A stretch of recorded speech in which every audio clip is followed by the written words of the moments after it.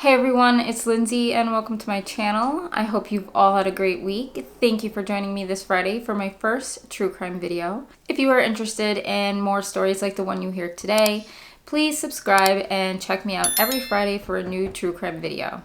So for today's case, I wanted to talk about the disappearance of Jennifer KESSE. This case is over 17 years old. It actually happened back in January of 2006. However, after many years of no leads or movement with the Orlando Police Department, Jennifer KESSE's family made a decision that would change the course of the investigation. Jennifer Joyce KESSE was born on May 20th, 1981, to her parents Drew and Joyce KESSE. When Jennifer was about 7 years old, her parents would move her and her younger brother Logan from New Jersey to the Tampa area. This is where she would graduate high school, meet her best friend, and eventually attend the University of Central Florida. Jennifer's friends and family would describe her as fun and witty and a great student, just very intelligent, and she knew what she wanted in life. So it was no surprise when in 2003 she would graduate with honors and a degree in finance. So after college, Jennifer would actually receive quite a few job offers before deciding on a position with Westgate Resorts, a timeshare company in the Orlando area. Now, Jennifer's boss said that she was very hardworking and dedicated to her job, so much so that within the first year of being hired, she had already been promoted. So by the age of 24, Jennifer had been doing so well that she decided to buy her own condo. So in November of 2005, she would move into the Mosaic at Millennia Complex. Now, although the complex was a guard-gated community, which is something that Jennifer was really looking for, they were undergoing some heavy construction at the time that Jennifer moved in. So they were renovating all the apartments into condos. And we'll get back to that in just a little bit. Now, a couple days prior to Jennifer's disappearance, she would actually be returning home from a trip in St. Croix with her boyfriend, Rob Allen. Her and Rob had been dating for about a year. They seemed very happy. Jennifer's mom had even stated that when Jennifer got home, she had told her all the details about the trip and just would describe her as being on a cloud, that she was very in love and very happy with Rob. And the night that they returned, Jennifer just thought it would be easier to stay at Rob's house that night and head straight to work the next morning. And since Rob had lived in Fort Lauderdale, this would actually be a 3-hour trip for her. Now, Jennifer would finish work at about 6 p.m. that evening. She would have a quick chat with her boss and then head home. Now, Jennifer's parents and her were very close, and she pretty much talked to them every evening, and this was no different. She would talk to her father on her way home, she would talk to her mother that evening, and she would even have a quick chat with Logan. So Logan and some friends had actually stayed at Jennifer's condo while she was in St. Croix. And one of his friends, Travis, had left his cell phone there, and Logan wanted to see if there was any way that Jennifer could get that phone back to him. So Jennifer told him that was fine, that she could go ahead and ship that cell phone out to him the next morning. Now, the last call of the night was made to Rob. She had actually spoken with him a few minutes before 10 o'clock, and this was the last time that anyone would hear from her. So the following morning was a Tuesday, January 24th. Jennifer would typically leave work between 7:30 and 8 a.m., and she would normally give Rob a call on her way in. However, this morning he did not hear from her, so he decided to give her a call himself. He said the phone went straight to voicemail, but he wasn't too worried. He knew that she had had an important meeting that morning, and he just assumed that she was busy and she would give him a call when she had the chance. But what Rob didn't know is that Jennifer never made it to work that morning. Now, at around 11 o'clock, Jennifer's boss and coworkers would start to get really worried. Jennifer was not the type of girl to just not show up to work, not call in, especially on a day where she had an important meeting. They tried calling her as well and reached her voicemail just as Rob had. So Jennifer's boss decided to reach out to her parents and see if maybe they had heard from her. And once they received this call, they jumped into action. They tried calling Jennifer And just the same as everyone else, they reached her voicemail. They called Logan, they called Rob, and nobody had heard from her since the night before. So Jennifer's parents and Logan would get in their cars and take the 2-hour trip to Jennifer's condo. Now, on the way to Jennifer's condo, Jennifer's parents started making calls right away. They reached out to Jennifer's building manager to see if her car was still there, in which it wasn't. They even made some calls to local hospitals and jails to see if anybody had heard from her. So Logan would reach Jennifer's complex first at around 1 p.m. and he was able to confirm that her car was not there. However, he did notice right away that there was a white van with maintenance workers inside right next to Jennifer's empty spot. So Logan went over to the guys in the van to see if maybe they had seen something. However, when he started asking them questions, they weren't very receptive. 2 maintenance workers there that were sitting in their vehicle in a van, parked right next door where her spot was. Have you seen this girl? Do you know where this girl is? Who's the girl that lives there? Banging on the glass. Hey guys, do you know the yelling? And they're just not paying attention to me. Nothing.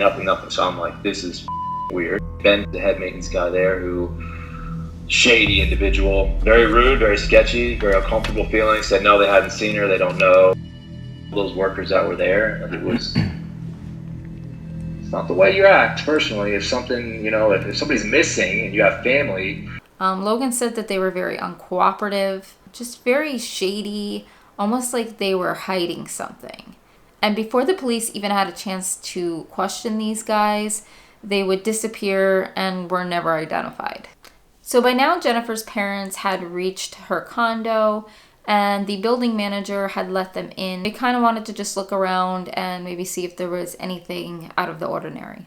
So when they got inside, they didn't notice that there was any sort of struggle. They didn't see any broken windows or broken doors. They did notice her travel bag from St. Croix was sitting on the floor, still unpacked. Her shower had looked like it had been ran. There was some puddles of water in it. There was a wet towel. Her curling iron and makeup had been all over the bathroom counter. Her bed had been unmade, and there was actually some clothes kind of laid out on the bed, like she was trying to figure out what she had wanted to wear to work that morning. Now, they also noticed that Jennifer's purse, her briefcase, her cell phone, and even Travis's cell phone was missing from the condo. So Jennifer's parents decided to contact the police. They wanted to let them know what was going on and have them come down and take a look around her condo. However, when they got there and they couldn't find anything, they just kind of shrugged it off and said that she probably had gotten into an argument with her boyfriend and would be back later. Drew and Joyce KESSE were not happy with this response at all. They knew their daughter. They knew that she wouldn't just not call into work, and nobody had heard from her. So something definitely was not right. Worried that if they didn't do something soon, the harder it may be to find her and the worse the outcome might be. So they started handing out flyers, knocking on doors, getting friends and family involved. They even reached out to some news stations. And after hours and hours of searching and still not hearing from her, by 9 p.m., the police would officially enter Jennifer KESSE into the system as a missing person. So the first lead would come in 2 days later as a result of one of the news stories. The police would receive a call from a woman who lived about a mile away in the Huntington on the Green complex. She believed that the car she had seen on the news belonging to Jennifer KESSE was the same car in the parking lot of her complex, a 2004 black Chevy Malibu. Now, when police got there to investigate, they would confirm that it was Jennifer's car, and they actually did find a few items inside. A broken mail key, a couple pair of sandals, a phone charger, and even a DVD player in the back seat. And because the DVD player was still in the car, they didn't believe this had anything to do with a robbery. A couple from Jennifer's complex had also said they had seen her car the morning she went missing. They said that at about 7:40, they would see her car driving erratically out of the complex. And it looked almost like somebody was fighting over the steering wheel, like somebody was trying to take control of the vehicle. Now, since Huntington on the Green did have security cameras, the police were able to gather some video footage. But when police checked security cameras, it looked like they finally caught a big break. We have a film of the car being dropped off. Around noon on the day Jennifer disappeared, one of the cameras captured a person driving Jennifer's car. He pulls into a parking spot next to the pool area, backs out to even straighten himself in there, sits in there for 32 seconds, gets out, walks away, never looks back. The phantom figure walked away in the direction of Jennifer's complex. They were also able to get some still photos of this person as they walked behind the fence. However, since this camera only took pictures every 2 to 3 seconds, every time they took a snapshot of this person, their face happened to be behind the fence This is post. the camera that caught the person that parked Jennifer's vehicle here. But to the KESSE's frustration, the person caught on that camera could not be identified. Apparently this video, when it films, captures every 2 to 3 seconds as it's filming, so that's why you only see the subject on one side of the gate and then the opposite side of the gate, and he's blocked by the posts on either side of the gate. Not what technology is now. What are the chances of that happening? But it did. Seeing that tape of Jennifer's car, that was probably the worst moment. It was like being hit with a ton of bricks. And then also anger, just anger because the person was so casual. Something really bad obviously happened and they were just so casually dropping this car off like they were, you know, getting home from work. We printed out pictures and we brought them out here. We were hopeful that somebody would recognize just the gait or just the general appearance or the stature or maybe the hairstyle or some aspect of this individual, but that didn't happen. What does that image tell you of that individual in front of the gate? It's difficult to tell. It looks like a man by the wall, by the gate, and someone with pretty big feet for his height is the information we've been getting. In 2008, Detective Wright and Sergeant Brennan analyzed the surveillance tape with 48 hours. What do you know about this person's height? We've done quite a bit of measuring and work with the camera angles and also had people of different heights walk by. We've come up with a height of between 5'3" and 5'5", and this has been backed up by the FBI, who also came down and checked out the figures. The clothing looks to be maybe someone who is a painter or some type of worker. So at this point, the police decide that it's time to bring in some bloodhound dogs and have them sniff out the area. And the dogs were actually able to trace Jennifer's scent from the Huntington on the Green complex all the way back to the staircase of her own condo. Now, unfortunately, during this search between the two complexes, they weren't able to find any evidence. Now, Jennifer's family and boyfriend were actually cleared pretty quickly, but they did have a few people of interest at this point.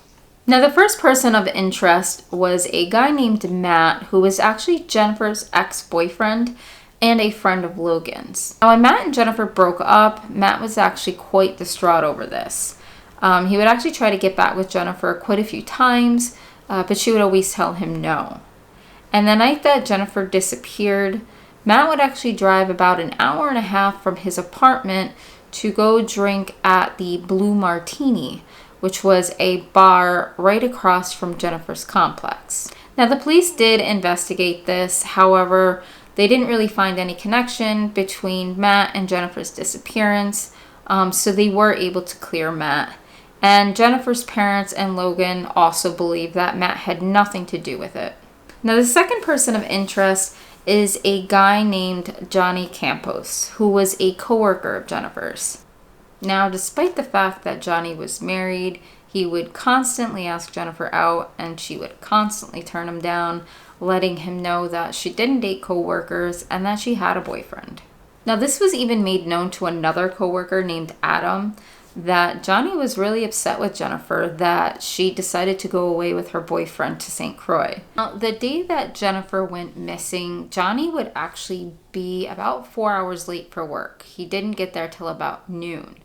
Now, while he did say it was because he got a traffic ticket, that was actually never confirmed by the police. And when Johnny found out that Jennifer was missing, he had made a really disturbing comment to Adam and some of the other co-workers. He had said Jennifer was already likely eaten by alligators. They would actually reach out to the police and let them know what Johnny has been saying. And the police would come down and investigate, but again, they were not able to find any physical evidence that would connect Johnny with Jennifer's disappearance, and they would clear him as well. So like I had said previously, there was a lot of construction work going on when Jennifer had moved in. So there was a lot of construction and maintenance workers in and out of the complex every day.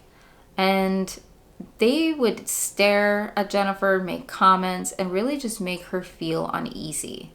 So there were even times where they needed to get into her condo, and she would actually get on the phone with her parents and not get off until the workers left.